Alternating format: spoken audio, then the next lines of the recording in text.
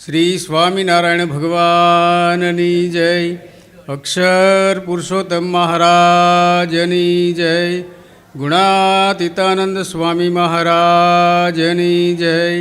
ભગતજી મહારાજની જય. જેઠાલાલ ગુરુ મહારાજની જય. મગનલાલ ગુરુ મહારાજની જય. પૂંજા બાપા ગુરુ મહારાજની જય. અંબાલાલ ગુરુ મહારાજની જય. પ્રગટ ગુરુ હરિ મહેશ બાપા ગુરુ મહારાજની જય. તો પ્રથમ કામ એમણે પેલો જે ગોખલો હતો એ પુરાવાનું કામ કર્યું, કારણ કે એની અંદર એ ક્યારેક વિઘ્ન થાય એવું મહારાજને લાગ્યું. તો હવે એ એટલી ઉંમરમાં, આમ તો એ વખતે ફરતા ફરતા 11 ને 7 18 વર્ષની ઉંમર ત્યાં પહોંચ્યા અને એ ગોખલા વિશે મુક્તાનંદ સ્વામીને પૂછ્યું તો ખાલી પહેલાંના સમયમાં દીવાસળી કે એવું બધું ન સળગાવવું પડે, કરકસરના ભાગરૂપે બાજુના ઘરમાંથી અગ્નિ લઈ લેવામાં આવે અને ચૂલો પ્રગટાઈને રસોઈ બનાવવામાં આવે. તો મુક્તાનંદ સ્વામીએ કહ્યું કે આના માટે આ રાખેલો છે, પણ કે ના, આ પહેલો જ પુરાવી દો. આ ક્યારેક સાધુના જીવનમાં આ છિદ્ર મુશ્કેલી ઊભી કરશે. તો એ પહેલું જ કામ મહારાજે એ કર્યું. અને પછી ભાઈઓની જે સભા હતી એ પણ જુદી કરી. તો એક વખતે બે બાઈઓ જે હતી આત્માનંદ સ્વામીના શિષ્યા હતી અને રામાનંદ સ્વામીએ એમને નિભાવી રાખેલા. પણ જ્યારે સભા થઈ અને આવી રીતે સિંહાસન તૈયાર થયું તો બે બાઈઓ એ સભામાં સ્ટેજ ઉપર આવીને બેસી ગયા. તો મહારાજે કહ્યું કે આ શોભે નહીં. આપણે તો કે ભાઈઓની સભા જુદી કરવાની પ્રથા છે. તો એ બે બાઈઓએ એવું મહારાજને કહ્યું કે તમે આજકાલના, અને અમે તો આત્માનંદ સ્વામીના શિષ્યો, આટલા વડીલ, અમને આત્માનંદ સ્વામીએ કંઈ નથી કહ્યું, રામાનંદ સ્વામીએ કશું કહ્યું નથી, અને તમે હમણાં કાલ જ ગાદી ઉપર બેઠા ને આજ અમને ઉતારી મૂકો, પાછળ બેસો, બહેનોની સભામાં બેસો, આવું તમે કેમ કહો છો? તો કે આ મર્યાદા છે અને એ મર્યાદા પ્રમાણે તમારે રહેવું પડે. પછી તો એ બે બહેનો ના માન્યા, એટલે છેવટે મહારાજે સત્સંગમાંથી એમને વિમુખ કર્યા. તો એ બે બહેનો પછી એ ત્રંબા ગામમાં જઈને આત્માનંદ સ્વામીના શિષ્યો હતા એટલે એ સ્થાનમાં બેસીને ભગવાનનું ભજન કરતા હતા. પણ જો મહારાજની આજ્ઞા એમને ન પાડી. પણ અહીંયા કહ્યું છે મહારાજે કે આ એક મર્યાદા છે અને એ પ્રમાણે જ રહેવું જોઈએ. પછી આ શ્લોકની અંદર બીજી વાત એ કરી કે ભગવાનના દર્શન કરવા માટે જ્યારે જઈએ, જોકે આપણે સત્સંગી બધાએ અહીંયા વડસરની અંદર આવીએ ત્યારે અહીંયા ભગવાનના દર્શન કરીએ છીએ, પણ ધારો કે આપણે અમદાવાદ રહેતા હોઈએ અને આપણા જે તે વિસ્તારમાં ભગવાન સ્વામિનારાયણનું મંદિર હોય, કદાચ આપણે દરરોજ નિયમિત વડસર ના આવી શકીએ, તો મહારાજે આપણને એ બધા એના માટે તો પ્રદેશે એટલે કે વિસ્તારે ભગવાન સ્વામિનારાયણની કૃપાથી મહારાજ ત્યાં બિરાજમાન છે. એવા મંદિરોમાં જઈ અને આપણે ભગવાનનું દર્શન કરીએ તો એ દર્શન કરવા માટેની પણ ભગવાને રીત બતાવી છે.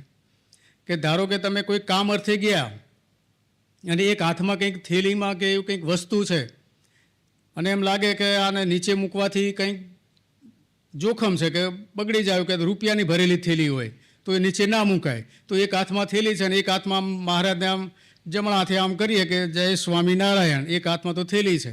તો આ રીતે દર્શન કરવાથી પણ મહારાજનો અપરાધ થાય છે. તો આવી રીતે નહીં, પણ બે હાથ જોડી શિર નમાવી અને મનની અંદર ભગવાનની મૂર્તિ ધારી અને દર્શન કરવા, એ વાત મહારાજે આ કડીમાં સમજાવેલી છે. તો આવી રીતે મંદિરમાં દર્શન કરવી. પછી પ્રદક્ષિણાની પણ વાત કરી છે કે એક પ્રદક્ષિણા ન કરવી તો 2, 3, 5, 7, 11 એમ એકી સંખ્યામાં પ્રદક્ષિણા કરવી, પણ એક તો કરવી જ નહીં. સમય ના હોય તો દંડવત કરી અને હાથ જોડીને નીકળી જવું. પણ દંડવત કરવાનું પણ અહીંયા મહાત્મ સમજાવ્યું છે કે મહારાજની આગળ દંડવત કરીએ તો શું ફાયદો. તો જ્યારે આપણે દંડવત કરીએ છીએ એ પહેલાં આપણે આગળ ઘણા બધા હરિભક્તો મહારાજના દર્શન કરી અને નીકળી ગયા હોય, પણ જેટલા હરિભક્તો ભગવાનના દર્શન કરીને ગયા હોય એમના ચરણની રજ એ ત્યાં પડી હોય. તો એ દંડવત કરવાથી ભગવાનના ભક્તોની ચરણ રજ એનો સ્પર્શ આપણને થવાથી ભગવાનના દર્શન તુલ્યનું ફળ મળે છે અને ભગવાન રાજી થાય છે.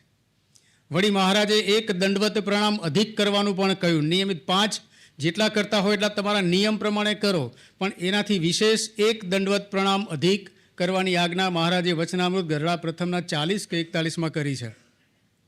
તો એના માટે કરી છે કે દિવસ દરમિયાન આપણાથી કદાચ કોઈ ભક્તનો અપરાધ થઈ ગયો હોય, કંઈ ખોટું કામ થઈ ગયું હોય, તો એના માટે ક્ષમા માગવા માટે આ એક દંડવત પ્રણામ અધિક કરવો એવી મહારાજની આજ્ઞા આ કડીઓમાં આવેલી છે.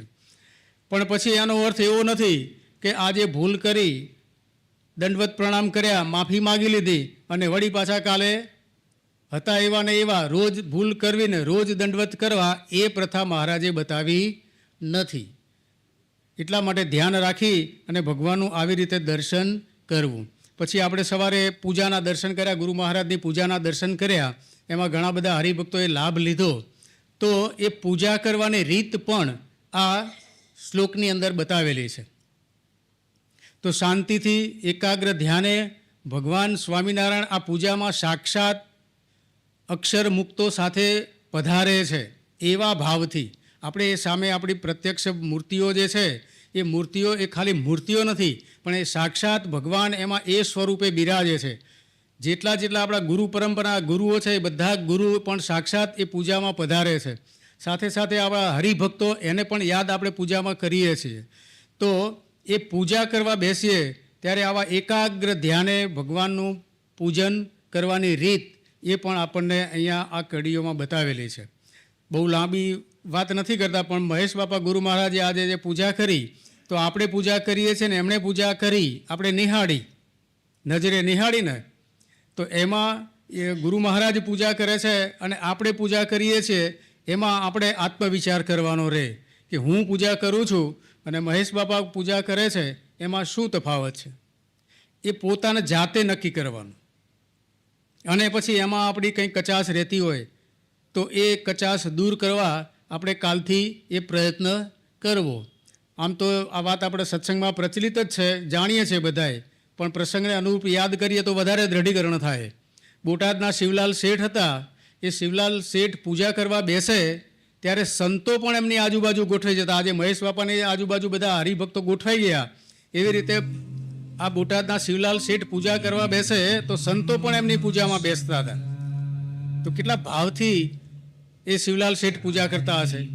પણ એક દિવસ એવું બન્યું કે પૂજા ચાલુ હતી અને સંતો ઊભા થઈને જતા રહ્યા. પૂજા પત્યા પછી શિવલાલ શેઠે સંતોને પૂછ્યું કે આજે તમે કેમ વચ્ચેથી જતા રહ્યા? તો કે શિવલાલ શેઠ, અમે તમારી પૂજાના દર્શન કરવા એટલા માટે આવતા હતા કે એમાં સાક્ષાત ભગવાન પધારતા હતા અને ભગવાનનું દર્શન કરતા હતા અમે.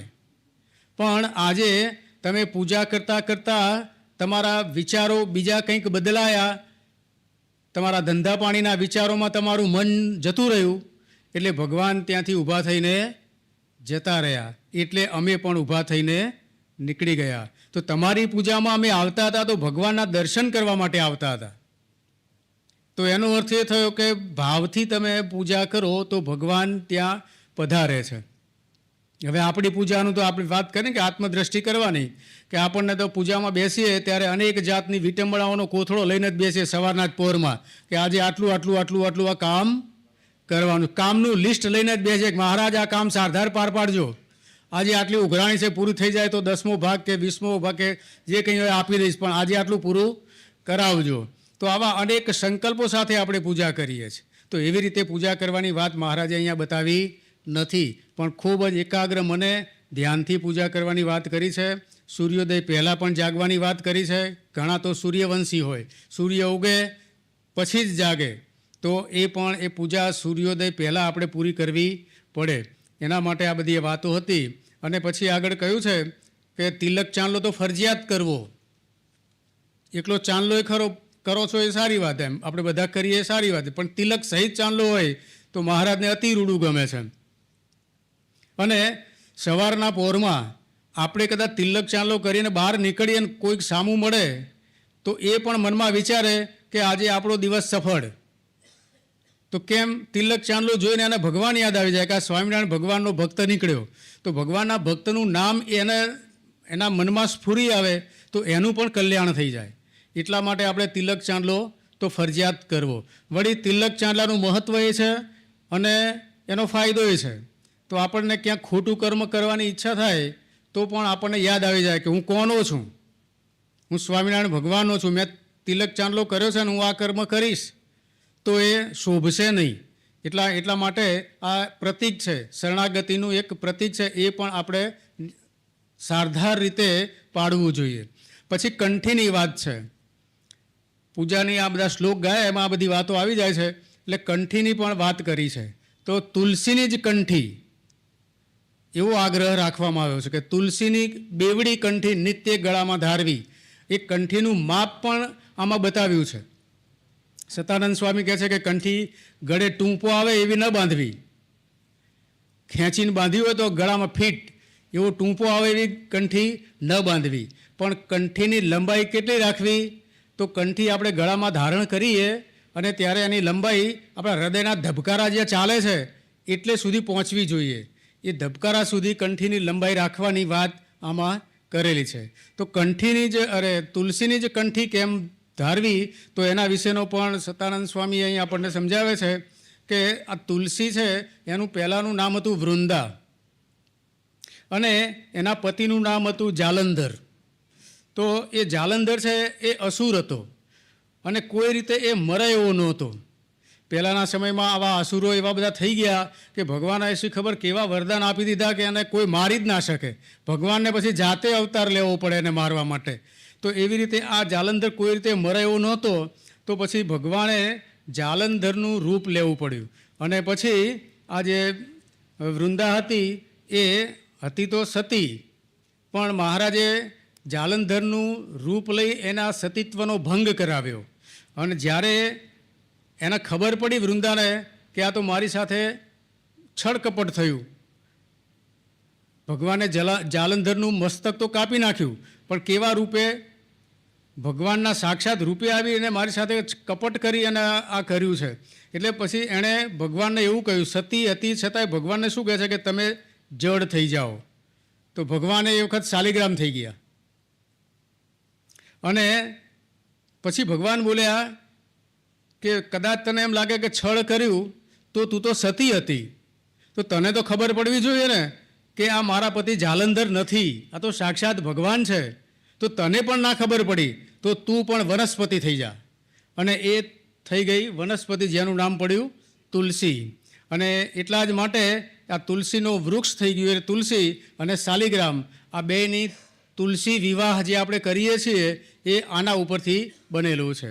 હવે જ્યારે આપણે કોઈ સારા કાર્ય ભગવાનને થાળ ધરાવીએ કે પ્રસાદી ધરાવીએ ત્યારે ઉપર તુલસી પત્ર મૂકવામાં આવે છે.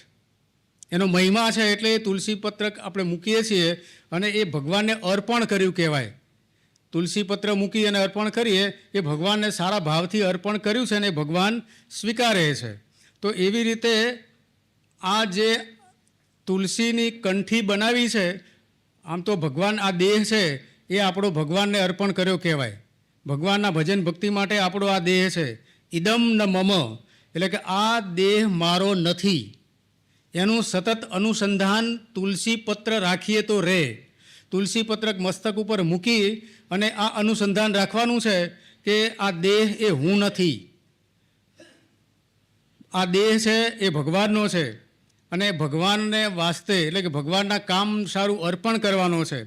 પણ હવે બને એવું કે તુલસી પત્ર તો માથા ઉપરથી ઉડી જાય તો પાછું આ ભૂલી જવાય. એના માટે થઈ અને તુલસીના કાષ્ટમાંથી આ કંઠી બનાવેલી છે. તો એનો હેતુ હતો કે તુલસીની જ કંઠી ગળામાં આ માટે પહેરવી. અને બીજો પ્રશ્ન એમ થાય કે બે શેર કેમ? તો તુલસી કંઠી ધારણ કર્યા પછી આપણે અનુસંધાન એક રાખીએ કે આ દેહ મારો નથી, ભગવાનનો છે, ભગવાનનો છે, ભગવાનનો છે, ભગવાનનો છે, એમ કરતાં કરતાં કરતાં આપણને એમ થઈ જાય કે હું ભગવાન છું, ભગવાન છું, ભગવાન છું. આવું ના થઈ જાય. એટલા માટે ભગવાન અને ભક્ત બેનો ભાવ રહે એના માટે બે શેરવાળી કંઠી પહેરવામાં આવે છે. વળી એના મણકા કેટલા હોય, જેમ માળાની અંદર 108 પારા છે એવું આ કંઠીની અંદર કેટલા મણકા જોઈએ એનું કોઈ માપ છે નહીં, પણ લંબાઈનું માપ છે. પછી એનો અર્થ એવો ના થાય કે 4-5 હોય મણકાને પહેરીએ તો એવી પણ કંઠી ધારવી નહીં. યોગ્ય સરની કંઠી ગળામાં ધારણ કરવી અને એવી રીતે ભગવાનની ભજન કરવી. અને આ કંઠી આપણને પહેરાવનાર એક ગુરુ પણ કેટલા સમર્થ હોય. આપણે જેમ તેમ જાતે બજારમાં મળે કે મંદિરમાં ક્યાંય કંઠી મળે લઈને પહેરી ગાડીએ તો જાતે કરેલું કંઈ એનું ફળ મળતું નથી હોતું. કંઠી ધારણ કરવી તો એવા સક્ષમ ગુરુ આપણી ગુરુ પરંપરામાં વર્તમાન કાળે મહેશ બાપા ગુરુ મહારાજ તો નાના બાળકોનો જન્મ થાય અને પછી એને જ્યારે કંઠી ધારણ કરાવવાની થાય ત્યારે આવા સમર્થ ગુરુ મળ્યા હોય એમની પાસે આવી અને શરણાગત સ્વીકારી અને કંઠી ધારણ કરાવવી પડે. તો આવા જે ગુરુ છે એ આપણને હાથમાં જળ લઈ, કોઈ નવા હરિભક્ત હોય તો એ તો મોટા હોય, બાળક તો આપણે સત્સંગી હોય તો એના ઘરે તો 6 મહિનાનું બાળક થાય એટલે કંઠી ધારણ કરાવી દઈએ. પણ કોઈ મોટી ઉંમરે સત્સંગી થયા હોય અને કંઠી ધારણ કરવાની હોય તો આવા સક્ષમ ગુરુ હાથમાં જળ લેવરાવે આપણને અને એ જળ લઈ અને પછી આપણને બોલાવે કે બોલો કાળ, માયા, પાપ, કર્મ, યમ, દૂત, મયા દહમ, શ્રી સ્વામિનારાયણ શરણમ પ્રપન્નો અસ્મિ સપાતુ મામ. આ આખો મંત્ર બોલાવે અને એ પછી કહે કે આ બધું જે છે એ બધું મને કંઈ નડતું નથી, હું ભગવાનનો આશ્રિત થયો છું. એવું ગુરુ આપણને ભગવાનના આશરે સોંપી દે છે. ગુરુ મહારાજ આપણને આશરો કોનો કરાવે છે? મહેશ બાપા ગુરુ મહારાજ આપણો હાથ ઝાલીને આપણને ક્યાં પહોંચાડે છે? ભગવાન જોડે પહોંચાડે છે. તો આવી રીતે ગુરુ થકી કંઠી પહેરવી, પોતાની મરજીમાં ધારણ કરીને કંઠી ક્યારેય પહેરવી નહીં. વળી આ કંઠી છે એક ક્ષણ માત્ર પણ કંઠી સિવાય રહેવું નહીં. કદાચ સંજોગો વસાત કંઠી જૂની થઈ, તૂટી ગઈ તો તાત્કાલિક એ કંઠી આપણે ગ્રહણ મહારાજને ધરાવી. એક વખત ગુરુજીએ ધરાવી છે, પછી તૂટી જાય તો મહારાજને ધરાવી પ્રસાદીની કરી અને પછી પૂજા કરીને પહેરી લેવી કંઠી. પણ એ કંઠી એ રાખવી જ, નહીતર એ કંઠી જો ન રાખી તો આપણે ન ગુણા થઈ જઈએ. તો આવા સમર્થ ગુરુ થકી કંઠી ધારણ કરીએ તો આપણા અનેક જન્મોના પાપો, કાળ, કર્મ, માયા એ બધું આપણને કંઈ કરી શકતું નથી. ભગવાનને પામવાના માર્ગમાં એ ગુરુજીનું સ્થાન તો ખૂબ જ મહત્ત્વનું છે. ગુરુ વિના જ્ઞાન હોતું નથી. વળી આપણે ક્યાંક રસ્તો ભૂલ્યા હોય તો આપણે એ રસ્તેથી હાથ ઝાલીને પાછા ખેંચનાર પણ કોઈક જોઈએ ને, નહીંતર એના એ રસ્તે આગળ જઈએ તો ખાડામાં પડીએ. એટલે એવી રીતે જો ભરતજી હતા તો ભરતજીને મૃગલામાં હેત થઈ ગયું, પણ એ વખતે એ ભરતજી એકલા જ હતા અને આ હેત થઈ ગયેલું તો એમને પાછા વાળનાર કોઈ ત્યાં હતું નહીં. કે ભાઈ મૂક, હવે આ મૃગલું મોટું થઈ ગયું, હવે તો એ જતું રહેશે, એના રસ્તે એની રીતે જીવન જીવશે. પણ એ વખતે ગુરુ તરીકે કોઈ ત્યાં હાજર નહોતા, એને પાછા વાળી શકે એમ ન હતા. તો જો કેટલા જન્મ ધારણ કરવા પડે, હેત રહી ગયું. તો માટે ગુરુની ખૂબ જ જરૂર છે. એટલા જ માટે ભગવાનનો આશરો કરવામાં ઉતાવળ કરવી એના કરતાં પહેલાં ગુરુનો આશરો કરવામાં ઉતાવળ કરવી. ગુરુ સાચા મળશે ને તો ભગવાન તો ઓટોમેટિક આપણને મળવાના જ છે. એટલે સાચા ગુરુ થકી કંઠી પહેરી અને પછી ભગવાનના શરણે થવું. યશ્ય પછી જે ગુરુ મળ્યા છે, ગુરુએ આપણને ભગવાનના માર્ગે વાળ્યા છે, તો આપણા જીવનમાં ગુરુનું સ્થાન ખૂબ મહત્ત્વનું બની જાય છે. પછી જેવી ભગવાનની ભક્તિ કરીએ છીએ એવી જ ગુરુની ભક્તિ કરવી જોઈએ. એવા ભાવથી ગુરુનું સેવન કરવું જોઈએ, ગુરુજીની આજ્ઞા પાડવી જોઈએ. ગુરુ જે કહે તે એમના માટે આપણું આ તન, આપણું આ શરીર અર્પણ કરી દેવું જોઈએ. કેવી રીતે? તો યસ્ય દેવે પરા ભક્તિ યથા દેવો તથા ગુરુ. જેવી ભગવાનની ભક્તિ કરીએ છીએ એવી જ ગુરુની ભક્તિ પણ કરવી જોઈએ. જેના સંગે પામીએ હરિનું ધામ, એવા ગુરુ મહારાજનો સંગ કરીએ તો આપણે ભગવાનનું ધામ પામીએ. તો આવા ગુરુના લક્ષણો પણ આપણે જાણીએ છીએ કે માયાના ભાવથી પર હોય, ભગવાનની નિષ્ઠાવાળા હોય, પૂરેપૂરા ધર્મ નિયમવાળા હોય, બીજાને પણ ધર્મ પડાવી શકે એવી એમનામાં શક્તિ હોય. એ પોતે તો એ માર્ગે ચાલીને ભગવાનને પ્રાપ્ત કરી શકે એવી શક્તિ એમનામાં છે. પણ અંબાલાલ ગુરુ મહારાજ કહેતા કે ગુરુજીનું કાર્ય પહેલું એ છે કે પોતાને આશરે આવેલાનું પણ પોતાના જેવું જ હિત થાય. એટલું સજાગ રહી અને શિષ્યોને પણ ક્યાંક આડાવડા ડોલતા હોય તો પાછા વાળી અને ભગવાનના માર્ગે ચલાવવા એવી ગુરુજી એવી શક્તિ પણ ધરાવતા હોય છે. એટલે આમ ઘણી વખત એવું થાય કે આચાર્ય મહારાજ જે હતા વિહારીલાલજી મહારાજ, એમને પણ ગુણાતીતાનંદ સ્વામીએ કંઠી ધારણ કરાવેલી, વર્તમાન એમણે ધારણ કરાવેલા છે. તો આપણે પછી એ રીતે આ ગુરુ પરંપરામાં મહેશ બાપા ગુરુ મહારાજ આપણને કંઠી ધરાવી અને એ મહારાજના આશ્રિત બનાવે છે. એવા ગુરુ પરંપરામાં આપણને આવા મહેશ બાપા ગુરુ મહારાજ પ્રાપ્ત થયા, એમની પૂજાના સવારે દર્શન થયા, એ ઉપરથી આપણને એમ લાગે કે સાક્ષાત ભગવાનના દર્શન કર્યા તુલ્ય ફળ પ્રાપ્ત થયું છે. તો આજનો દિવસ તો ધન્ય એ બની ગયો કે આવા પૂજાના આપણને દર્શન થયા. તો આવા દર્શન એ આપણને જ્યારે સ્મૃતિ રહે નહીં તો એ અંતકાળે પણ આપણને એ કામમાં આવી જતી હોય છે. તો આવી રીતે આ ગુરુજીનું મહત્ત્વ ઘણું બધું છે, પણ સમયના અભાવે આપણે બહુ લંબાણપૂર્વક નથી લેતા. આપણે જાણીએ તો છીએ જ કે જેટલું બને તેટલું કરવું, નહીંતર પછી શું થાય. એ કહ્યું છે કે ષડાંગાદિ શાસ્ત્રો વેદો મુખ્ય વિદ્યા કવિત્વાદિ ગદ્યમ સુપદ્યમ કરોતી. એટલે કે બધા શાસ્ત્રો મોઢે હોય આપણને, અને કાવ્યને ગદ્યમાં અને ગદ્યને કાવ્યમાં એ આપણે ફેરવી શકતા હોઈએ, પણ બધોય અભ્યાસ કર્યો હોય છતાંય જો ગુરુના ચરણોમાં મન સોંપ્યું નથી તો તતઃ કિમ તતઃ કિમ તતઃ કિમ. તો તમે શું કર્યું, આખી જિંદગી શું કર્યું? ગુરુજીના ચરણમાં મસ્તક સોંપવું પડે જ. અને પછી તો જ આપણે કહી શકીએ કે કામોસ્મી નિષ્પાપો નિર્ભય સુખી અક્ષર ગુરુ યોગેન સ્વામી નારાયણાશ્રયાત. આ ભગવાનનો આશરો કરાવનાર આવા ગુરુ એ 68 તીરથ એમના ચરણોમાં છે. આવું કોણ બોલેલું? પ્રાગજી ભગત, પ્રાગજી મહારાજ. ગુણાતીતાનંદ સ્વામીએ કહ્યું કે પ્રાગજી 68 તીરથ ક્યાં? તો હવે એ વખત તો એંઠવાડની કુંડીમાં ગુણાતીતાનંદ સ્વામીનો પગ હતો, તો તરત જ પ્રાગજી ભગત એંઠવાડની કુંડીમાં પડ્યા કે 68 તીરથ તમારા ચરણના સ્પર્શથી આ કુંડીમાં થઈ ગયા મને, અને મેં એમાં સ્નાન કરી લીધું. તો આવા ગુરુ આપણને મળ્યા છે, એ આપણું બહુ મોટું ભાગ્ય કહેવાય. અને એ રીતે જો આપણે આ બધું માનીએ અને પછી ગુરુ કહે કે ભગવાનની ભક્તિ કરવી તો કેવી રીતે કરવી? તો નિજાત્માનમ બ્રહ્મરૂપમ દેહત્રય વિલક્ષણમ. આવી રીતે ગુણાતીતાનંદ સ્વામીએ વાત પણ કરી છે કે નિજાત્માનમ બ્રહ્મરૂપમ, પોતાના આત્માને બ્રહ્મરૂપ માની પુરુષોત્તમની ભક્તિ કરવી. ગઈકાલે આ સાહેબે પણ વાત કરી હતી કે ભક્તિનો, ઘનશ્યામભાઈએ વાત કરી હતી કે ભગવાનની ભક્તિ કરવાનો અધિકાર ક્યારે પ્રાપ્ત થાય? તો પોતાના આત્માને બ્રહ્મરૂપ માનીએ તો ભગવાનની ભક્તિનો અધિકાર આપણને મળે છે. તો ઘણીવાર કોઈ પૂછે કે આ નિજાત્માનમ બ્રહ્મરૂપમ એટલે શું? તો સમજાવો ને.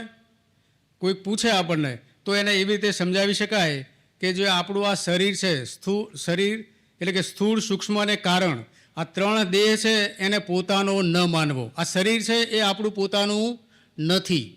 તો પછી કે બીજી વાત એ સમજાવવાની કે તમે 2 જણા છો, સરોવરમાં નાહવા પડ્યા છો, બંને જણા ડૂબો છો, એવો પ્રવાહ આવી ગયો છે. હવે જેકેટ એક જ છે, તો એ જેકેટ તમે તમારા હાથમાં છે એ બીજાને આપી દો અને તમે ડૂબો ત્યારે કહેવાય કે નિજાત્માનમ બ્રહ્મરૂપમ. તમે નિજાત્માનમ છો. આ દેહ મરી જાય તો હું મરી જવાનો, હું આત્મા છું, હું નથી મરી જવાનો. એ બીજાને સોંપી દો તો નિજાત્માનમ બ્રહ્મરૂપમ એવું કહેવાય. પછી 104 ડિગ્રી તાવ હોય, એટલે કે શરીર આખું તાવથી ધ્રુજતું હોય અને તોય સભામાં આવવાનું મન થાય, ધાબળો ઓઢીને પણ સભામાં બેસવાનું મન થાય, એનું નામ કહેવાય કે આ સ્થૂળ દેહને જીત્યો કહેવાય. કે આ ઠંડી લાગે છે, મને લાગતી નથી, આત્માને કંઈ નથી થતું. પછી ચોથો પ્રસંગ એવો પણ કહી શકાય કે આપણા નજીકના સગા સંબંધી, હવે નજીકના સગા સંબંધીને આપણે એવી રીતે માનીએ કે પતિ પત્ની એકદમ નજીકનો સંબંધ, તો એવી રીતે તમારા પત્નીને ક્યાંક દવાખાનામાં દાખલ કરવા પડ્યા છે. સંજોગોવશાત એવું બન્યું છે કે એમની બંને આંખો જતી રહી છે, દ્રષ્ટિ ગુમાવી છે, પણ ડૉક્ટર બહાર આવીને એવું કહે કે તમારા પત્નીની બંને આંખો તો કઢાવી જ નાખવી પડશે. તો કે હા, જેમ થાય એમ કરો, વાંધો નહીં. ડૉક્ટર કહે છે કે કઢાવી નાખવી પડે ઘણીવાર ડૉક્ટર આપણને પૂછાવે છે ને, ઓપરેશન કરતા હોય તો કે આ અંગ કઢાવી નાખવું પડશે, તો કઢાવી નાખો. ડૉક્ટરને જે લાગે આપણે એમના ભરોસે ડૉક્ટરને સોંપી દીધું તો કે કશો વાંધો નહીં, કઢાવી નાખો. પણ ડૉક્ટર કહે છે કે જુઓ કે એક વાત બને એવી છે, તમારી પત્નીની દ્રષ્ટિ રાખવી હોય તો એક આંખ જો કોઈ આપે ને તો હાલ એમાં ને એમાં ફિટ થઈ જાય એવી છે, અને તમારી આંખ એમાં કામમાં આવે એવી છે. તો પેલા ભાઈ કે હમણાં હાલ તો કહેતા કે હા કરો, જે કરવું હોય કરી નાખો, 2 કડવેદ કાઢી નાખો. પણ હવે પેલી વાત કરી કે તમારી આંખ કામમાં આવે એવી છે. તો પેલા ભાઈ કે જો આપે ને તો માનવાનું કે નિજાત માનમ બ્રહ્મરૂપમ, આ મારી આંખ નથી, ભગવાને આપી છે, આ દેહની છે, અને જો એનું જીવન સારું થઈ જતું હોય તો મારે રોટલા ઘડવા મટ્યા.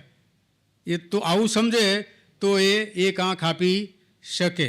ત્યારે કહેવાય કે આ દેહના કોઈ પણ અંગને પોતાનું ન સમજે તો એને કહેવાય કે નિજાત્માનમ બ્રહ્મરૂપમ.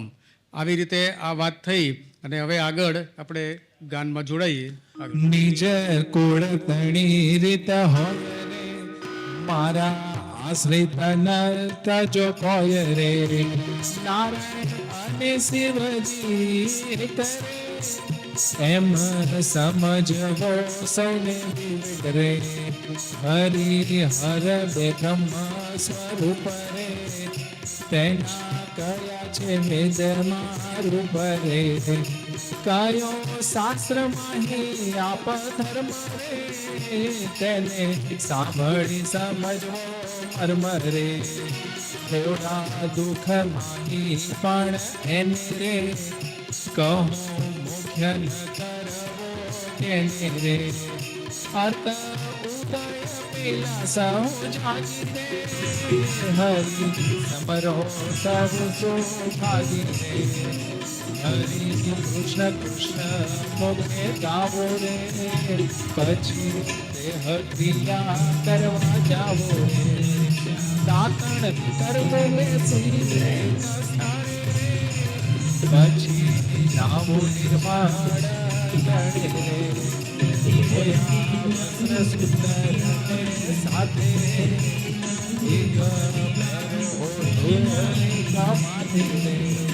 શુદ્ધ આસન શુદ્ધ જાગો રે, જોઈ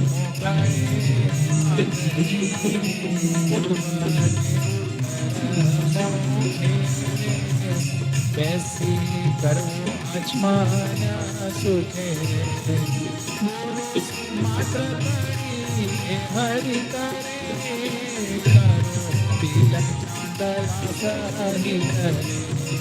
સુવાસિની નારી સોળી છે, કુમકુમ ચાંદલો કા પાડે.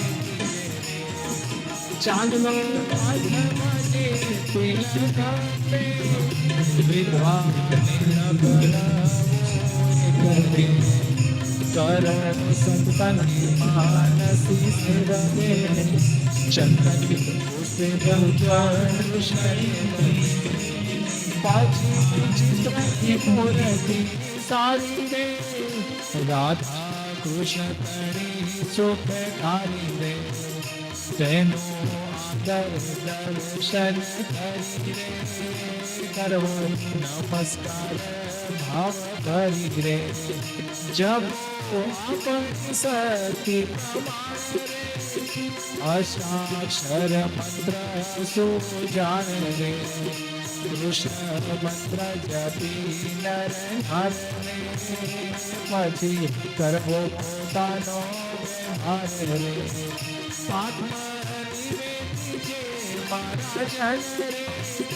રાજા અમરીશ જેવા પાવન રે, પ્રથમ કર્યું અનુક્રમે દેવું રે. કરો માનસી પૂજા રે, પછી કૃષ્ણની પ્રતિમા જે હરે. હોય ધાતુ પાષાણની તે હરે, અથવા 4 ગ્રામ સુખધારી રે. તેને પૂજવા પ્રેમ વધારી રે. નિત્ય જોઈ કે સરકાર જેવો રે, સતી પ્રમાણે પૂજા પો લેવો રે ચંદન પુષ્પ આદિ રે પૂજો પ્રભુને તાજી ઉપાધિ રે પછી કૃષ્ણ મંત્ર અષ્ટાક્ષર રે તેને જપવો આનંદ હર રે પછી કૃષ્ણ સ્તોત્ર પાઠ કરવા રે કાં તો ગ્રંથ વાંચી વિચારવા રે જો હોય તે જપો હરિનામ સુજાન રે હરિ હરિનો નૈવેદ્ય નિત્ય રે લેવી પ્રસાદી તે જન કૃત્ય રે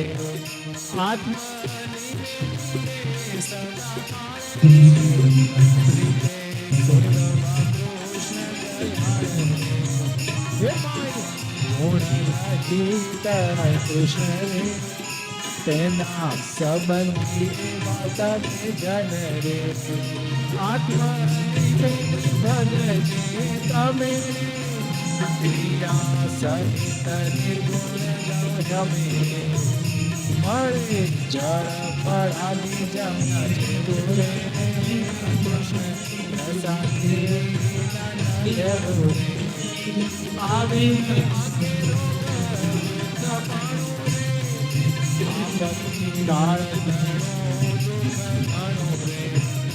તેમાં સકો મૂર્તિ સેવી રે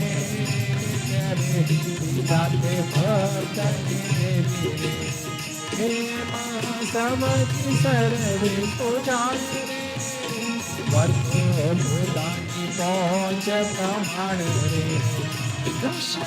મૂર્તિ આચાર્ય તે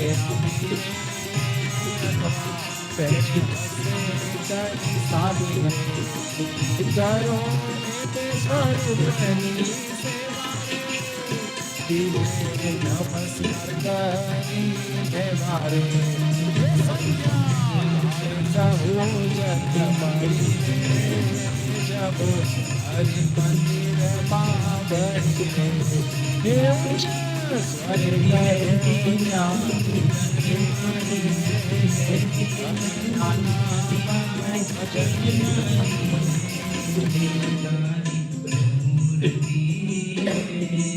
છેલ્લી કડીમાં આપણે સાંભળ્યું એ કેટલાને યાદ રહ્યું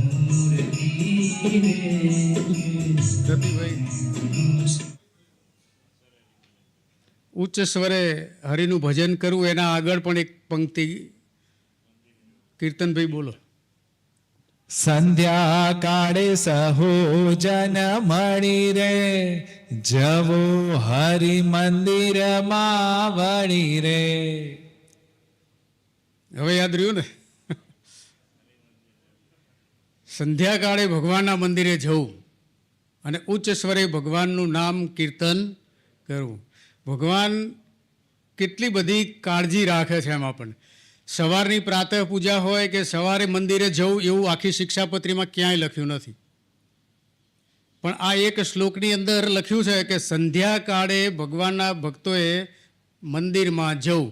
એ પછી સ્વામિનારાયણના સત્સંગી હોય કે રાધાકૃષ્ણના હોય કે શિવજીના હોય કે માતાજીના હોય, કોઈ પણ હરિભક્ત હોય, કોઈ પણ ભગવાનનું ભજન કરતા હોય, એ બધા જ ભક્તો કહેવાય.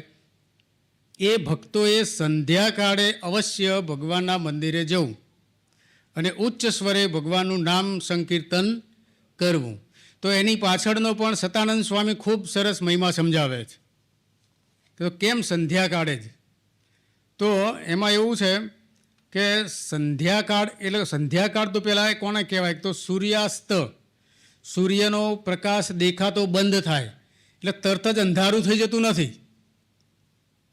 સૂર્યાસ્તનો સમય એ નથી એકદમ અંધારું કે નથી અજવાળું, અને નથી ચંદ્રનો અજવાળું. એટલે સૂર્ય અને ચંદ્ર બેયના અજવાળા ત્યારે નથી, એવો જે કાળ એટલે સમય એ સંધ્યાકાળ છે. હવે આ સંધ્યાકાળ જે છે એ આ સૂર્ય ચંદ્રની ગેરહાજરીમાં, એટલે કે આ વિશાળ આ વિષમકાળ કહેવાય. એ વિષમકાળની અંદર અસુરોનો અને પ્રેત યોની એ આત્માઓનો ઉપદ્રવ વધી જાય છે. કહેતા કે અસુરોને બહાર નીકળવાનો સમય, પ્રેત યોનિમાં ભટકતા આત્માઓને બહાર નીકળવાનો સમય એ સંધ્યા સમય છે. તો કહે છે સતાનંદ સ્વામી કે આ બધી ઝાડીઓમાંથી ને કોઈ ગુફાઓમાંથી નીકળે ને કોઈ કેવી રીતના મલિન આત્માઓ આવી રીતે આ સમયે કોઈ ગુગવાટા કરતા આવતા હોય ને કોઈ ભયંકર વેશ ધારણ કરીને આવતા હોય ને આવો બધો આ અસુરનો કાળ છે. એટલે જો આ અસુરના કાળથી એના ઉપદ્રવથી બચવું હોય તો ભગવાનના મંદિરે તમે જતા રહો. મહારાજે ત્યાં એ પણ આજ્ઞા કરી કે ગામમાં મંદિર ન હોય તો ઘર મંદિરમાં બેસી જવું સંધ્યા સમયે અને ભગવાનનું નામ કીર્તન કરો. તો ભગવાનના નામ સંકીર્તનથી આ બધા અસુર કે આવા બધા મલિન આત્માઓ એ ભગવાનના ભક્તની પાસે આવી શકતા નથી. એટલા માટે આ સંધ્યાકાળનો સમય મંદિરમાં જવાની આજ્ઞા કરી છે. ભગવાનનું ઉચ્ચ સ્વરે નામ સંકીર્તન કરવાની પણ મહારાજે આજ્ઞા કરી છે. નહીંતર પછી બધા જાત જાતના વ્યામો પડી જાય આપણને. કોઈ એવા ટાઈમે નીકળી ગયા હોય ને કંઈક થાય, કાગડાને બેસવું અને ડાળને ભાગવું, પછી ભૂવા પાસે જાય ભૂવા કે કોઈ કુંડાળામાં પગ પડી ગયો હશે. હવે ક્યાં કુંડાળા, ભગવાનના આટલા બધા આખી પૃથ્વી જ કુંડાળું છે, ગોળ છે, એમાં તો આપણે જીવીએ છીએ, આખા કુંડાળામાં જ ઊભા છીએ, તોય છતાંય આપણને કશું થતું, ભગવાનના ભક્તોને કંઈ થતું નથી. કેમ કે આજ્ઞા બરાબર પાડીએ છીએ. એટલા માટે આપણે આવા વહેમમાં ક્યાંય રહેવું નહીં. સંધ્યાકાળમાં ભક્તોનું રક્ષણ થાય એટલા માટે મહારાજે આપણને આ પ્રાર્થના, ધૂન, આરતી, સંકીર્તન એવું બધું કરવાની વાત કરી છે કે જેથી કરીને આવા ઉપદ્રવથી ભક્તો બચી જાય અને ખોટા વહેમમાં પડે નહીં. પછી એનો અર્થ એવો ન સમજવો કે ભગવાને તો સંધ્યાકાળે જ મંદિરમાં જવાની આજ્ઞા કરી છે માટે સંધ્યાકાળે જ જવું, એવું નથી. તમે મંગળા આરતીમાં જઈ શકો, શણગાર આરતીમાં જઈ શકો, રાજભોગ આરતીમાં જઈ શકો, ઉત્થાન સમયની આરતીમાં પણ જઈ શકો. એમ 5 પ્રકારની આરતીમાં તમે જઈ શકો અને અનુકૂળતા હોય ત્યારે પણ તમે ભગવાનના મંદિરમાં જઈ શકો, દર્શન કરી શકો. એટલે કોઈ આવો અર્થ ન અવળો સમજી શકે એના માટે આ સતાનંદ સ્વામી કહે છે કે ભક્તોએ ચોક્કસ પોતાને અનુકૂળ હોય એવા સમયે ભગવાનના મંદિરે તો જવું, પણ સંધ્યા સમયે ખાસ જવું. અને ન જઈએ તો આપણે એ આજ્ઞા પાડી કહેવાય નહીં. એના માટે પછી બીજું કારણ સમજાવે છે કે આ સંધ્યાકાળે આપણે જઈએ તો આખા દિવસ દરમિયાન આપણે જે કંઈ કામ ધંધો કર્યો હોય, કોઈની સાથે બધા વ્યવહારો બધા કર્યા હોય, કોઈની સાથે આડું બોલાઈ ગયું હોય, કોઈનું ભૂલચૂકથી કંઈક છેતરપિંડી થઈ ગઈ હોય, તો આવા બધા કોઈક આપણના વિચારો મનમાં આવ્યા હોય, અશુભ વિચારો આવ્યા હોય, અશુભ કર્મો થઈ ગયા હોય, તો રાત્રે જ્યારે ઊંઘીએ ને જમ્યા પછી ત્યારે એના એ જ વિચારો, એના છેલ્લે જે વિચારો આવ્યા હોય એ વિચારોનું ઘણીવાર આપણે સપનું પણ આવી જતું હોય. તમે વિચાર કરો કે આખો દિવસ સંધ્યા એટલે રાતના સમયે ઊંઘતા પહેલાં અડધો કલાક તમે ભગવાનનું ભજન કરો એક ધ્યાનથી, તો તમને રાત્રે સ્વપ્નમાં પણ એ જ દ્રશ્ય યાદ આવશે, ભગવાનના નામ સ્મરણ જ યાદ આવશે. પણ જો ભગવાનનું નામ સ્મરણ નહીં કર્યું હોય તો જેમ પેલા બ્રાહ્મણો જમવા જતા પહેલાંના જમાનામાં, તો પહેલાં શું જમતા? લાડુ જ જમે અને છેલ્લે જ દાળ ભાત જમે. તો એક વખત પૂછ્યું કે તમે આ છેલ્લે જ દાળ ભાત જમો એનું કારણ? તો કદાચ કે વોમિટ થાય તો ભાત નીકળી જાય, દાળ ભાત નીકળી જાય, લાડુ તો અંદર રહે ને. એટલે એ વસ્તુ તો છેલ્લે આપણે પણ ભગવાનનું સારી રીતે ભજન કર્યું હોય તો એ ભજન તો આપણા મનમાં રહે ને. છેલ્લે જે વાત કરી હોય એ વાત આપણને યાદ આવે જ. તો આપણને ઊંઘમાં પણ ભગવાનના દર્શન થાય, ભગવાનની કથા વાર્તાનું સ્મરણ થાય. એટલા માટે આખા દિવસનો થાક પણ ઉતરી જાય, શાંતિથી ઊંઘ પણ આવે અને આપણે ભગવાનનું સારી રીતે નામ સંકીર્તન પણ કરી શકીએ. એટલે માટે આ જગતના બધા જ વિચારો શાંત થઈ જાય અને આપણું મગજ ભગવાનનું સ્મરણ કરતું થઈ જાય. એટલા માટે આપણને માનસિક શાંતિ મળે અને ઊંઘ પણ સારી આવે. આ એટલા માટે આ સાયંકાળની પ્રાર્થનાનું મહત્ત્વ અહીંયા સમજાવ્યું છે. અને ઘણી બધી જગ્યાએ આપણે જોઈએ છીએ કે સાયં સભા થતી જ હોય છે. અમૃતસરની અંદર, પંજાબમાં તમે ગમે ત્યારે જાઓ તો ત્યાં રાત્રિ સભા જ ચાલતી હોય છે. એ ગુરુદ્વારાની અંદર આપણને એમ થાય કે આ બધા શીખ લોકો છે એ શું ભજન કરતા હશે. પણ દક્ષિણના રાજ્યોમાં આપણે જોઈએ તો આપણને એમ થાય કે આ બધા લંગોટીવાળા ને બધા પેલા જાત જાતના વસ્ત્રો ધારણ કર્યા હોય, કપાળની અંદર તિલક પણ આડાવાળા બધા કર્યા હોય, તો આ શું ભક્તિ કરતા હશે. શિવજીના મંદિરમાં જઈએ તો હૈયે હૈયું દળા એટલી ભીડ હોય, પણ એટલી ભીડની અંદર પણ હાથમાં પૂજાના કેટલા બધા જેને કહેવાય સાધનો, પૂજા કરવા માટે, ભગવાનને પૂજા અર્પણ કરવા માટે તો તમને 1 જ મિનિટ મળવાની છે, પણ કેવા ભાવથી એ બધા પાત્ર લઈ અને ભગવાનના દર્શન કરવા જાય છે. તો એના ઉપરથી આપણને ખ્યાલ આવે કે ભગવાનનું મહત્ત્વ, ભગવાનના ભજનનું ખૂબ જ મહત્ત્વ છે. જ્યારે પણ સમય મળે ત્યારે આપણે ભગવાનના ભજન કરવામાં વૃત્તિ રાખવી. અને ગાંધીજીએ પણ એમના આશ્રમમાં, આ તો હમણાંનો નજીકનો જ પ્રસંગ છે આપણને, તો ગાંધીજીએ એમના આશ્રમમાં, સાબરમતી આશ્રમમાં સંધ્યા સમયે પ્રાર્થના ચાલુ કરાવેલી. તો આ પ્રાર્થનાનું પણ આટલું બધું ઘણું મહત્ત્વ છે. હવે આગળ આપણે કડીઓનું ગાન કરીશું.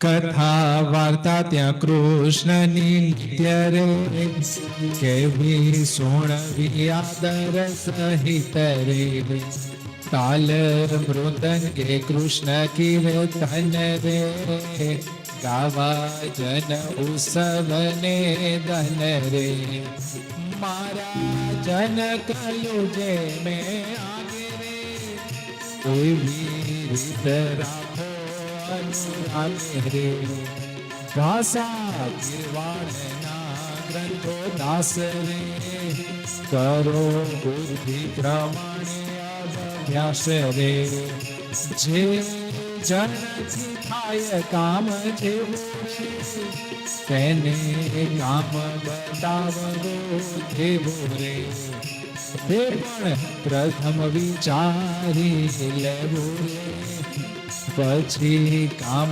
કરવા સોંપી દેવું રે, જે જે જનના જે હોય દાસ રે, તેની રખાવવી બરદાસ રે, અન્ન વસ્ત્ર સતી પ્રમાણ રે, એ આપી શોધી કરવા સદા સુજાણ રે, જેવા ગુણવાળો જન કે હરે, તે વચન બોલાવો તે હરે, દેશ કાળ અનુસારે એને રે, અયોગ્ય રીતે ન બોલાવો તેને રે,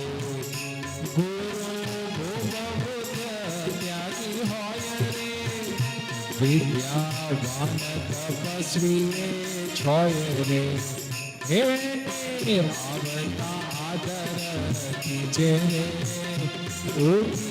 મીઠું બોલી માન દીજે રે, ગુરુદેવ સભા જ્યાં ભૂપતિ રે, ત્યાં બેસવું મર્યાદાએ હતી રે, પગ પર પગ ચઢાવો રે, પગ પટે કરીને બાંધવો, નિજ આચાર્યને અનુસરવું રે, તેની સાથે વિવાદન કરવું રે, એ સર્વ પોતાની શક્તિ પ્રમાણ રે, પૂજવા અન્ન ધન વસ્ત્ર સુજાન રે, આચાર્યને આવતા સાંભળીને જવું સન્મુખ ઉતાવળો વળી રે, એ ચાલે આપણા ગામથી જાવે રે,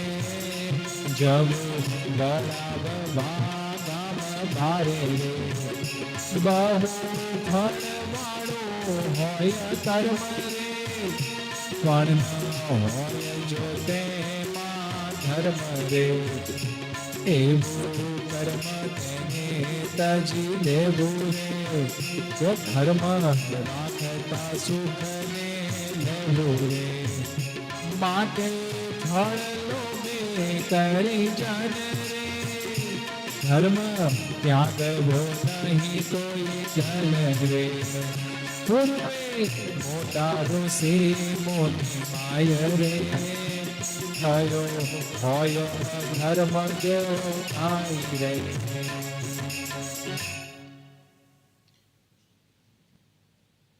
આ કડીઓમાં પ્રથમ વાત એ આવી કે ભગવાનની કથા વાર્તા પરમ આદર થકી કરવી અને સાંભળવી.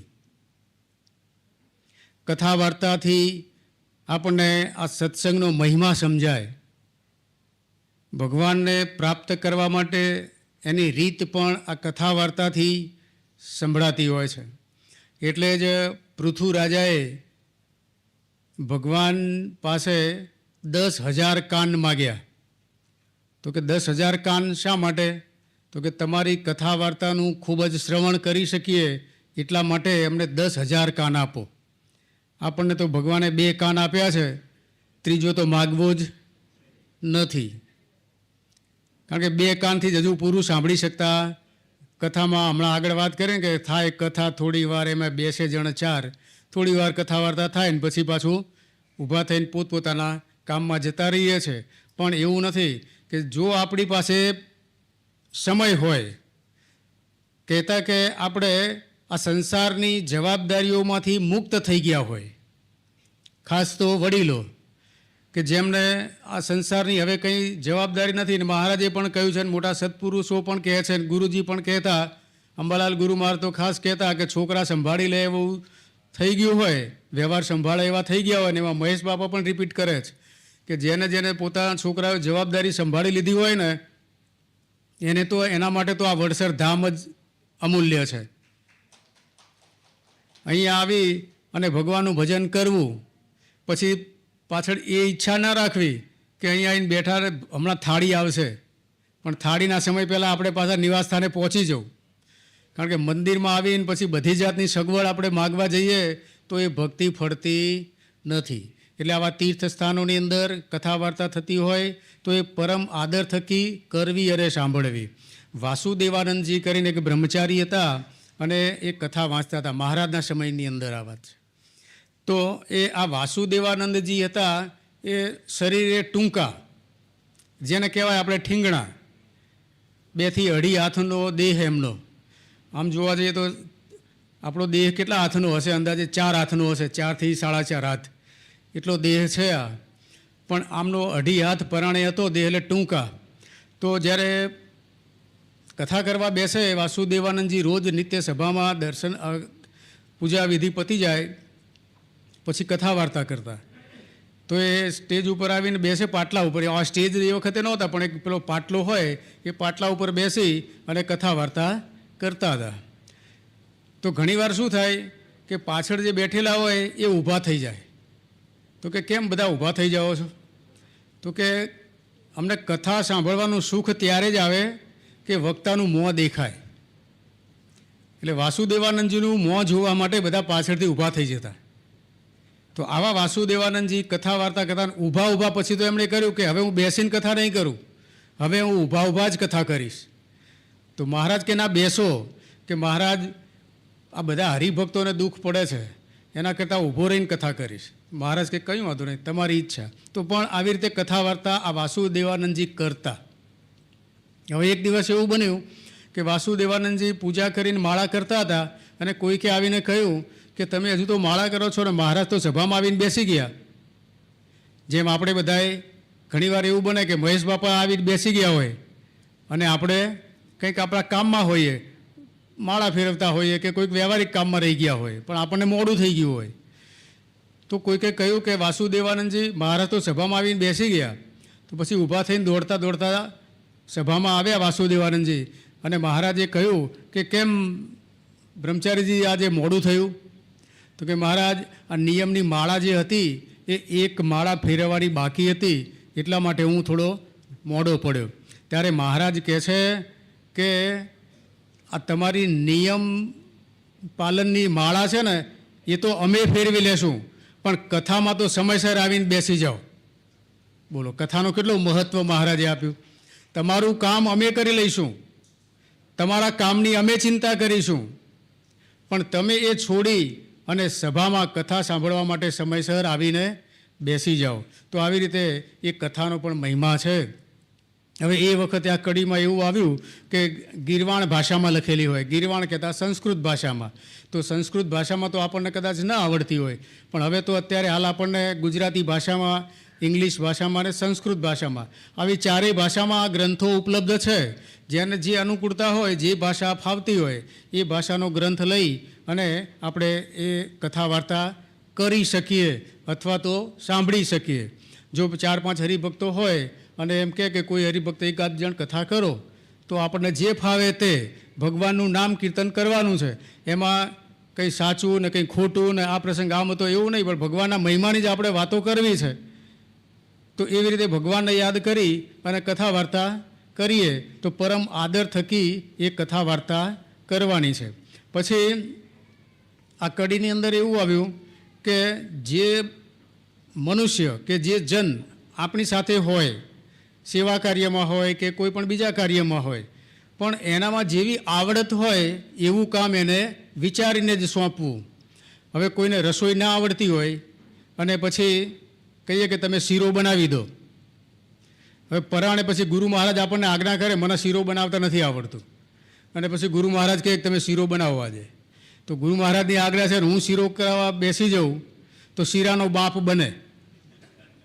શીરો કડિયામાં હોય તાવેતાથી હલાવતા હોય તો ઊંચો કરીએ તો કડિયું આખું પેલા હારે ચોટી ના આવે બહાર, કારણ કે આપણને ખબર જ નથી કે શીરો કેવી રીતે શેકાય ને કેવી રીતે એમાં પાણી રેડાઈને ઘી નાખાય.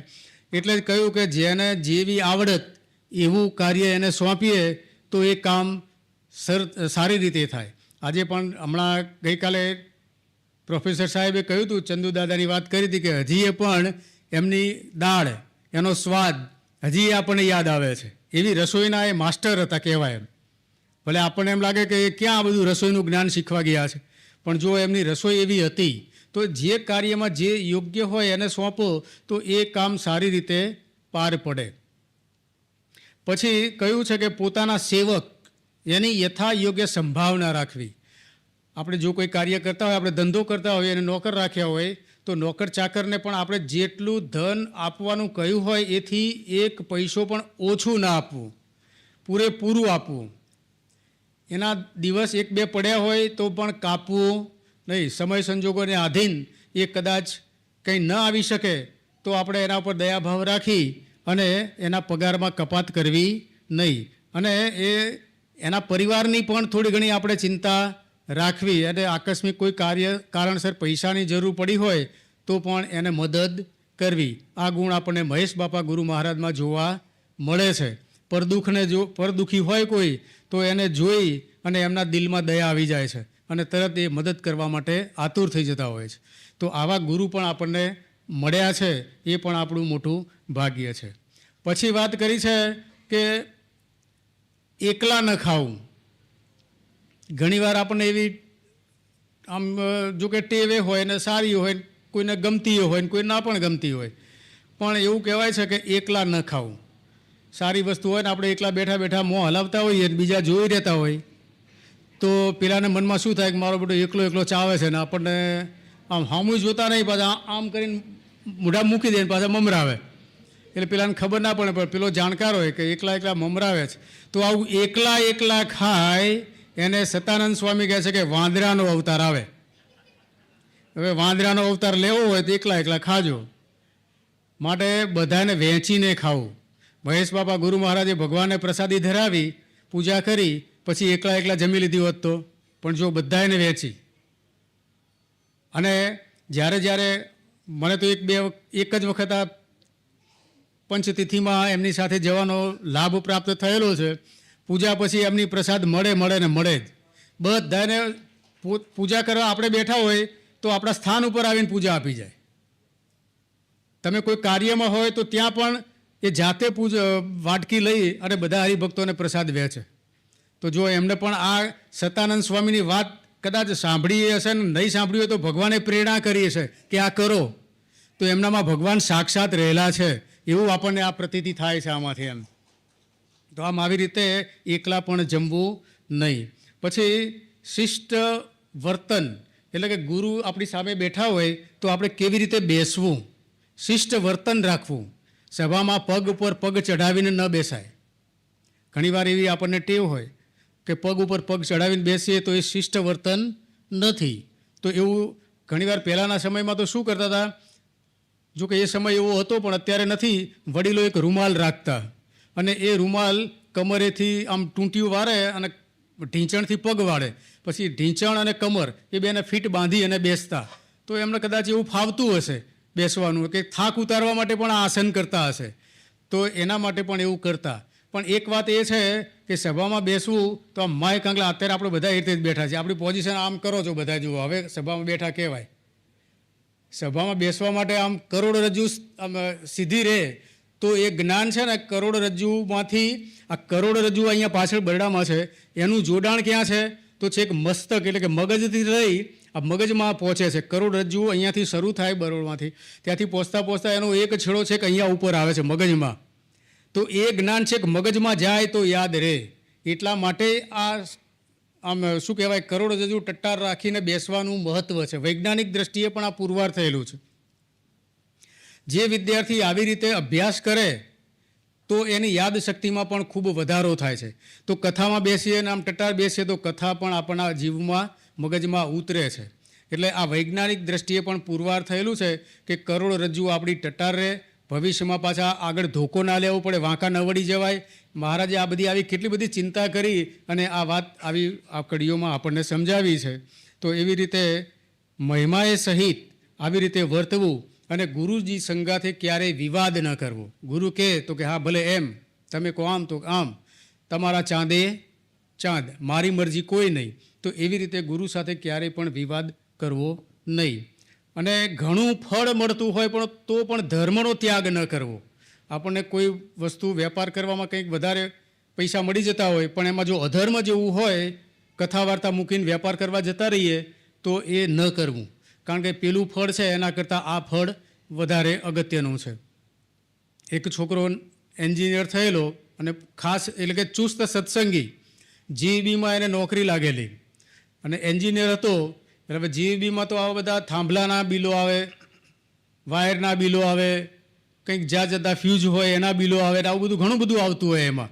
એ બધું જે કામ કરતા હોય આમાંથી કોઈ હોય વડીલ હરિભક્તને એને કરેલું હોય એમને ખબર હોય તો એ ધંધાની અંદર તો બધું આવા ઘણા બધા બિલો આવે. આ ભાઈ નવા નવા યુવાન અને ભણી ગણીને તૈયાર થઈને ગયેલા પણ ચુસ્ત સત્સંગી, તો પછી એમના ટેબલ ઉપર આવા બધા બિલો આવે પાસ કરવાના, એમની સહીથી બિલો પાસ થાય.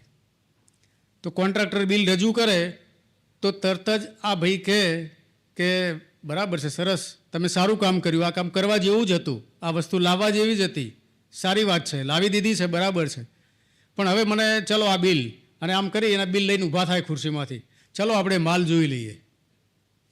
હવે વાયર લાવ્યા હોય 5 બંડલ અને બિલ હોય 50 બંડલનું. તો ભાઈ જઈને જુએ કે આમાં 50 બંડલ લખેલા છે તો 1 2 3 ને 4 ને 5, તો બાકીના 45 ક્યાં? તરત જ એક કાગળ પેલા ભાઈને આપી દે, લે આ સહી નહીં થાય. એવી રીતે બીજા થાંભલાવાળો કોઈક બિલ લઈને આવે, એમાં 10 લાયા હોય 100 થાંભલાનું બિલ હોય તો કે આ નહીં થાય. કોઈ આવા જાત જાતના બિલો લઈને આવે પણ આ ભાઈ સહી કરે નહીં, બિલોના ઢગલા થઈ ગયા. ઉપલી ઓફિસવાળા પૂછે કે આ ઓફિસેથી બિલો કેમ આવતા નથી? કારણ કે એને પણ કનેક્શન હોય કોન્ટ્રાક્ટર સાથે, ઉપલા અધિકારીને. તો કે આ બિલો કેમ આવતા નથી? કોન્ટ્રાક્ટરોને બોલાવે કે કંઈ કામ ધંધો કરો છો કે નહીં? આ બધું કેમ અટકી ગયું? આ મહિનામાં આવક ઓછી થઈ, એમને પણ કંઈક મળતું હશે. તો કે શું કરીએ સાહેબ, આ એક યુવાન તિલક ચાંદલાવાળો આવી ગયો છે, સહી જ કરતો નથી. તો કે હે એવું છે, બોલાવો કે એને મોકલો મારી પાસે. પછી કોન્ટ્રાક્ટરને તો રવાના કરીને પેલા સાહેબને બોલાવડાવ્યા. પછી પૂછ્યું, પાછું રૂમ બંધ કરાવી દીધો, 2 જ જણા અંદર, કે તમે આ બધા બિલો આવે છે એમાં સહીઓ કેમ નથી કરતા? તો કે સાહેબ આ બધા બિલો જે આવે છે ને ખોટા આવે છે, એની મેં જાતે ખાતરી કરી છે. જેટલો માલ હોય એટલું બિલ નથી, પણ બિલમાં જે હોય ને એટલો માલ નથી. 5 બંડલ હોય અને 50નું બિલ લાવે તો હું કેવી રીતે સહી કરું? તો આ 45 બંડલના પૈસા એ આ નિગમને નુકસાન થાય કે ના થાય? અરે કે નિગમને નુકસાન થાય ના થાય એની વાત છોડ, તારીને મારી વાત કર. એમાં આપણો ભાગ છે. એ 45માં જે પૈસા મળે ને એમાં તારો મારો બેનો ભાગ છે. પણ કે મારે આવું અધર્મનું કમાવવું નથી. સ્વામિનારાયણ ભગવાનની આજ્ઞા આ હમણાં કડીમાં ગાઈ એ છે કે અતિશય ફળ મળતું હોય, ઘણું ફળ મળતું હોય, પણ જો એ અધર્મ થતો હોય તો એ કાર્ય કરવું નહીં. આવું અમારા ભગવાનની શિક્ષાપત્રીમાં આજ્ઞા છે. શિક્ષાપત્રીનો પાઠ નિયમિત કરવો, આ વાતની ઘણીવાર આપણને ચર્ચા થઈ છે. અને સુરેશભાઈ કહેતા કે રોજ પાઠ કરવું એટલે શું, કે 4-5 પાના વાંચી લેવા એટલે પાઠ થઈ ગયો, કહેવાય કે ના કહેવાય? શિક્ષાપત્રીના 4-5 પેજ વાંચીએ તો પાઠ કહેવાય કે ના કહેવાય? તો ઘણા કે કહેવાય અને ઘણા કે ના કહેવાય. તો પાઠ કોને કહેવાય? તો પહેલા શ્લોકથી લઈ અને 212મો શ્લોક પતે ત્યાં સુધી પૂરી શિક્ષાપત્રી વાંચીએ તો એ એક પાઠ થયો કહેવાય. આવો પાઠ નિત્ય કરવાનો. હવે આવો સમય આપણે કાઢી શકીએ? તો પછી સતાનંદ સ્વામીએ આજ્ઞા કરી, આપણને એમાં થોડી સરળતા આપી કે તમને દિવસ દરમિયાન જ્યારે પણ મળે, 24 કલાકમાં જ્યારે પણ તમને સમય મળે ત્યારે તમે શાંતિથી બેસીને નિરાંતના સમયે પણ એ પાઠ કરી શકો, પણ નિત્ય કરવો. તો નિત્ય કરવાથી શું અનુસંધાન રહે? આવું જ્યારે કાર્ય આવે ત્યારે આપણને યાદ આવે કે ભગવાને મને યાદ કરાવ્યું છે કે આ ફળ મળે તો પણ મારે આ કામ કરવું નહીં. એના માટે નિત્ય કરવાની વાત કરી છે. તો પેલો યુવાન કહે કે આવી અમને સ્વામિનારાયણ ભગવાને આજ્ઞા કરી છે, માટે હું આ કરી શકીશ નહીં. તો તું આ સ્થાન ઉપર નહીં ટકી શકે, અહીંથી તારે જવું પડશે. તું આ ઘરે બેઠા બેઠા અહીંયા તને સારી નોકરી મળી છે, તારે દૂર જવું પડશે. તો જે થાય તે કરીશ, પણ આ નહીં કરું. અને પછી પેલા સાહેબની આંખોમાં આંસુ આવી ગયા કે આ એક આજકાલનો એટલે છોકરા જેવો એ યુવાન, એટલે નાની ઉંમરનો જ હતો. પેલા તો રિટાયર થવાની તૈયારીમાં હતા કે તું મારા પુત્ર જેવો છે. પણ સાચી વાત તો આખી જિંદગીમાં મને આજે જ જાણવા મળી. મેં આજ સુધી એટલા બધા રૂપિયા ભેગા કર્યા છે, કરોડો રૂપિયા ભેગા કર્યા છે, પણ મને અંતરમાં શાંતિ નથી. મારી પત્ની આ પૈસા ક્યાં વાપરે એની મને ખબર નથી. મારા છોકરા આ પૈસા ક્યાં વાપરે છે, કયા રસ્તે વાપરે છે એની એ મને ખબર નથી. અને હું એટલો બધો હેરાન પરેશાન છું કે કોઈને કંઈ કહી શકતો નથી. બધા જ પોતપોતાને મન ફાવે એમ વર્તે છે. અને મારું અંતર એટલું બધું દુઃખ અનુભવી રહ્યું છે કે ના પૂછો વાત. એના લીધે એ સાહેબ રડી પડ્યા કે ધન્ય છે તારા ગુરુને અને ધન્ય છે ભગવાન સ્વામિનારાયણને કે તને જે આ શિક્ષાપત્રી આપી, અને ધન્ય છે તને કે તું આ શિક્ષાપત્રી પ્રમાણે વર્તે છે. આટલું બધું મળતું હોય, યુવાનીમાં પૈસા કોને વાલા ના હોય? આપણને બધાને અત્યારે મહેનત કરીએ છીએ પૈસા માટે, દોડાદોડી એના માટે જ છે. પણ આવો અધર્મનો પૈસો હોય તો ન લેવું. એની ભગવાન સ્વામિનારાયણે આપણને આ કડીઓમાં વાત કરી છે. હવે આગળની કડીઓ આપણે વાંચીશું. તે અધર્મની ઓટ ન લઈએ રે, તેનો ધર્મ કર્યો તે લઈએ રે. છાની વાત જો કોઈની હોય રે, તેની છતી કરશો માતોય રે. જગ માહી હોય જીવ દેવો રે, તેને દેવો સન્માન દેવો રે. સર્વમાં સમદ્રષ્ટિ ન આરોપ રે, મોટા નિમર્યાદા ન લોપવી રે. નિમ અધિક ચોમાસામાં ધારી રે, સમરો શ્રી કૃષ્ણ દેવ મોરારી રે. સતી ન હોય તો એક માસ રે, રાખો નિયમ શ્રાવણ દાસ રે. નિયમ અધિક તે સોણી લઈએ રે, કૃષ્ણ કથા સાંભળી કહીએ રે.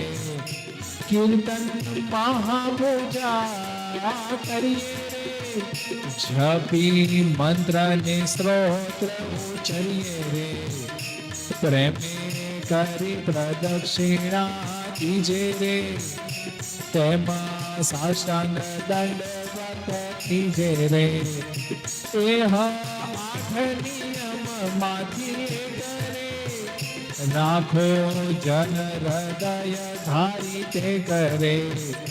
સર્વ એકાદશી સુખ હારી રે, કરવું વ્રત પ્રીતે નર નારી રે.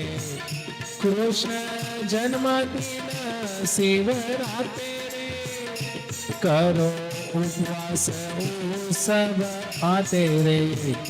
કરી વ્રત સોવું નહીં દિવસ રે, સુવે તો વ્રતમાં તરત નાસ રે. ભાંગે વ્રત કરે નારી સંડરે, તેમ દિવસે સુતે વ્રત અંગરે. વૈષ્ણવ રાજ વલ્ભાચાર્ય ચારજ રે, તેના સુત વિઠ્ઠલજી મહારાજ રે. વ્રત ઉત્સવ કયા તેને જમ રે, તેને કરજો જન સહુ તેમ રે. વ્રત ઉત્સવ કરવા રે, એની રીતે કરો કૃષ્ણ સેવા રે. હે તીર્થ દ્વારિકાની સોચાણ રે, કરવા વિધિ શક્તિ પ્રમાણ રે. આ કડીની અંદર મહારાજે કહ્યું કે પૂર્વે મોટા પુરુષોએ ક્યારે અધર્માચરણ કર્યું હોય તો તેનું ગ્રહણ ન કરવું, અને જે ધર્માચરણ કર્યું હોય એનું જ આચરણ કરવું. તો ઘણીવાર આપણને એમ થાય કે આ શિવજી છે, મહાશિવરાત્રિ આવે એટલે આપણે બધાએ ભોળાનાથના દર્શન કરવા જઈએ છીએ, અને પછી ત્યાં પ્રસાદ સ્વરૂપે આપણને જે ભાંગ છે એ આપવામાં આવે છે. ઘણા બધા શિવ હરિભક્તો એ ભાંગ પીતા પણ હોય છે, પણ એ પીવા પછી એની કેટલીક અસર પણ થતી હોય છે.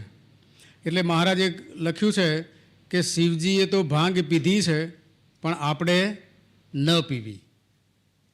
ત્યારે પેલા શિવ ભક્તોએ કહેતા આ તો ભગવાનનો પ્રસાદ છે, એ તો પ્રેમથી લેવો જોઈએ, અમને તો આપે એટલી વાર પીએ તો પીવો ને ભાઈ, તમને શું વાંધો, તમે 2 વખત પીવો 3 વખત પીવો, અમે ના પીએ તો અમારા ભાગનું તમે પીવો. પણ એ લોકો એ બધા પીવે છે. વાદ કોનો લે છે? શિવજીનો, કે ભગવાન તો આવા શિવજી એ આ પ્રસાદ ગ્રહણ કરતા હતા તો આપણે લઈએ, એમાં વાંધો નથી. તો જો શિવજીનો જ વાદ લેવો હોય તમારે તો શિવજી તો ક્યાં રહેતા હતા? સ્મશાનમાં. તો આ બંગલો છોડીને જાઓ ને સ્મશાનમાં રાત વાસો.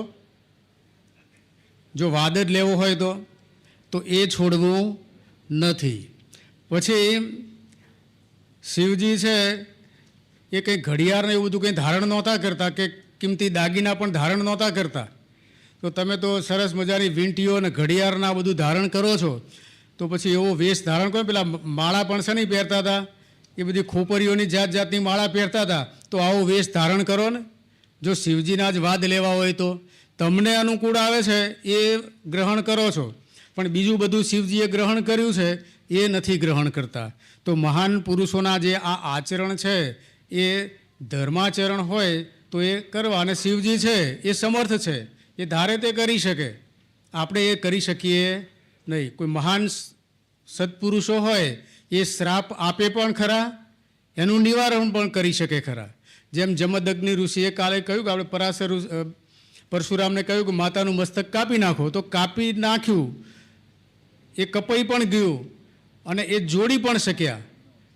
પરશુરામે કહ્યું કે હવે મારી માતાનું મસ્તક જોડીને સજીવન કરો, તો એ કરી પણ શક્યા. એટલે મોટા આવા જે હોય એમણે અધર્માચરણ કર્યું કે એમણે પછી પકડે કે આપણી માતા આવો ગુનો કરે માથું કાપી નાખવું, તો ના કપાય. કેમ કે ફરી પાછા આપણે સજીવન કરવા સમર્થ છીએ? એ શક્તિ આપણામાં નથી. તો આવું પૂર્વે જે કંઈ મોટા થઈ ગયા હોય એમણે આવું કંઈક અધર્માચરણ કર્યું હોય તો આપણાથી એ ન થાય, એ ન કરવું. તો આવા ઘણા બધા પ્રસંગો તો જાણવા મળે છે આપણને. મહારાજ સ્વામિનારાયણ ભગવાન કચ્છ અને માંડવીમાં પધારેલા, તો એ વખતે એક ભાઈને બહુ તાવ આવી ગયેલો, ખૂબ તાવ આવ્યો છે, તો સભામાં બિચારા ન આવી શક્યા. તો પછી મહારાજે કહ્યું કે ચાલો આપણે એને આશીર્વાદ આપવા માટે જઈએ. તો થોડા હરિભક્તો સાથે એના ઘરે ગયા અને પછી કહ્યું કે આ ભગતને તાવ તો બહુ જ છે. તો કે દવા લીધેલી છે કંઈ? કે ના, દવા કંઈ લીધેલી નથી. તો કંઈ વાંધો નહીં. કે તો એ વખતના જમાનામાં તો ઘરની અંદર છાશના તો બધાય પાત્રો ભરેલા જ હોય. ઘી, દૂધ, છાશ એ વખતે ઘણી બધી હરિભક્તોના ઘરે મળતી જ હતી. લોકો છાશ લેવા માટે તો આજુબાજુના મહેલ્લામાં જઈને કહી આવતા કે અમારે ત્યાંથી છાશ લઈ જાઓ, છાશ લઈ જાઓ. એટલી બધી છાશ વધતી હતી, વલોણા ચાલતા હતા ને એ છાશ વધતી હતી. એમાં અમારા ફઈબા રેવાબા અને આ અંબાલાલ ગુરુ મહારાજના ફઈબા કંકુબા એ બંને રોજ વલો એ છાશ, રોજ વલોણું હોય, એક દિવસ એમના ઘરે, એક દિવસ આમના ઘરે, રોજ ગોળી ભરીને, એટલે લગભગ માનીએ તો 60-70 લીટરની છાશ રોજ થાય ને એ મફતમાં વેચી દેતા હતા. લઈ જ જાઓ તો પેલા બધા ખાટી છાશ ઢોળી દે ને તાજી ભરી જાય. તાજી છાશ પીવાની એ સમયમાં મળતી હતી. તો મહારાજે કહ્યું કે આવું છાશ કેવું કંઈ પડ્યું છે? તો કે આ છાશ છે. તો કે લાવો છાશ. હવે છાશ લાવ્યા અને ચાખી જુઓ તો કે કેવી છે.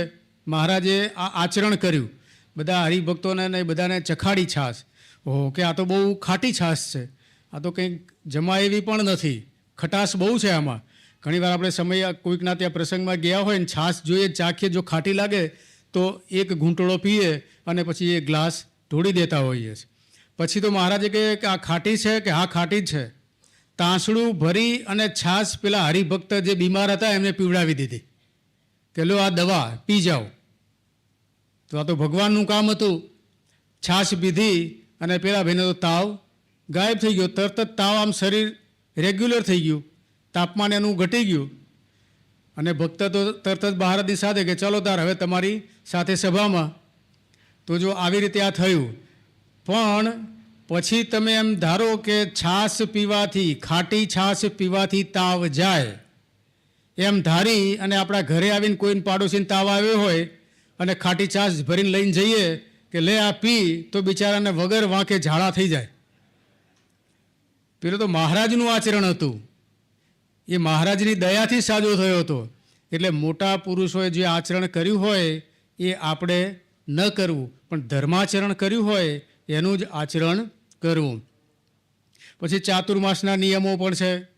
ચાતુર્માસની અંદર મહારાજે આપણને એ નિયમો લેવાની આજ્ઞા કરેલી છે. અને આ રીતે પછી જન્માષ્ટમી, એકાદશી, આખી શિવરાત્રિ, એ બધા વ્રતોની પણ આપણને વાત કરી છે. એકાદશીનું વ્રત 8 વર્ષની ઉંમરથી લાગુ થાય તે એના ઉપર મીંડું ચડે 80 વર્ષ સુધી એકાદશી કરવી. પછી તમારે કરવી ના કરવી એ તમારા આયુષ્ય એટલે કે તમારા શરીર ઉપર આધારિત છે. 80થી 100 વર્ષ જીવો કે જેટલા વર્ષ જીવો, પણ તમારું શરીર સારું હોય તો તમે એકાદશી કરી શકો. પણ 80 વર્ષની ઉંમર પછી એમાં મહારાજે છૂટ આપેલી છે. તો આવી રીતે આ બધા વ્રતો કરવાની પણ આ કડીઓમાં વાત હતી. પણ એ વ્રત છે એકાદશીનું વ્રત, એ તો સાવધાન થઈને પાડવાનું છે. એ દિવસે અન્ન પણ જમવું નહીં. અન્ન ખાય એ માંસ ખાધા બરાબર છે. એટલા માટે આવી રીતે આ બધી આજ્ઞાઓ છે. અને હવે આગળની વાત છે આપણે હવે પછીના સેશનમાં જોઈશું. શ્રી સ્વામિનારાયણ ભગવાનની જય. સ્વામિનારાયણ નારાયણ સ્વામિનારાયણ નારાયણ નારાયણ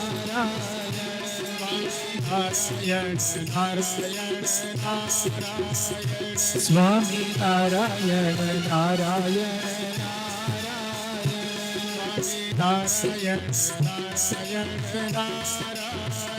સ્વામિનારાયણ નારાયણ સ્વામિનારાયણ ભગવાનની જય.